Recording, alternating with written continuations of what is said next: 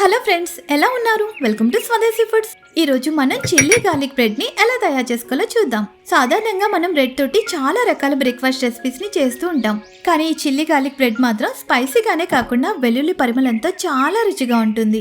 ఇంకా దీనిని morning breakfast గానే కాకుండా ఈవినింగ్ స్నాక్స్ లాగా కూడా చేసుకుని తినేయచ్చు. ముందు ఫ్రెష్గా ఉండే ఒక 4 బ్రెడ్ స్లైసెస్ని తీసుకుని పక్కన పెట్టుకోండి. ఇప్పుడు ఒక మిక్సింగ్ బౌల్ తీసుకుని అందులో 4 టేబుల్ స్పూన్స్ వరకు బటర్ వేసుకోవాలి. తర్వాత ఒక 8 లేదా 10 వరకు వెల్లుల్లి రెబ్బలు తీసుకుని వాటిపైన ఉండే తొక్కని పూర్తిగా తీసేసి ఇప్పుడు వీటిని కొద్దిగా బరకగా ఉండేలాగా దంచుకుని తీసుకుందాం. మీరు కావాలనుకుంటే వీటిని సన్నగా తురిమి కూడా తీసుకోవచ్చు. చూడండి, ఇలా కాస్త బరకగా దంచిన తర్వాత ఇప్పుడు ఈ వెల్లుల్లి ముద్దని మనం ముందుగా తీసుకున్న బటర్ మిశ్రమంలో వేసేసుకోవాలి. అందులోనే 1/2 టీ స్పూన్ వరకు రెడ్ చిల్లీ ఫ్లేక్స్, ఇంకా ఒక చిటికెడు వరకు ఉప్పు, చివరిగా సన్నగా తరిగిన కొత్తిమీర కూడా కొద్దిగా వేసుకోండి. ఇప్పుడు ఇవన్నీ కూడా ఈ బటర్లో కలిసిపోయేలాగా ఒకసారి బాగా కలుపుకోవాలి. ఇదంతా కూడా ఇలా బాగా కలిపిన తర్వాత ఇప్పుడు ఒక బ్రెడ్ స్లైసెస్ని తీసుకుని వాటి మీద ఈ తయారు చేసుకున్న బటర్ మిశ్రమాన్ని ఒకవైపు మాత్రమే అప్లై చేసుకోవాలి.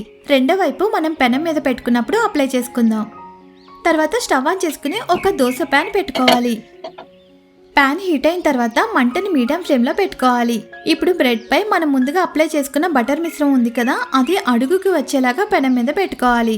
ఇప్పుడు మిగిలిన బటర్ మిశ్రమాన్ని బ్రెడ్కి రెండో వైపు కూడా అప్లై చేసుకోవాలి.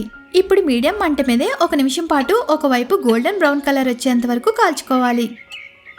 చూడండి, ఇలా ఎర్రగా కాలిన తర్వాత ఇప్పుడు జాగ్రత్తగా రెండో వైపుకు తిప్పుకుని ఆ వైపు కూడా మరొక నిమిషం పాటు మీడియం ఫ్లేమ్లోనే కాల్చుకోవాలి. 1 నిమిషం తర్వాత ఈ చిల్లీ గార్లిక్ బ్రెడ్ రెండు వైపులా కూడా ఇలా దోరగా కాలిపోయింది కదా. ఇప్పుడు ఈ బ్రెడ్ని ఒక సర్వింగ్ ప్లేట్లోకి తీసేసుకోవాలి.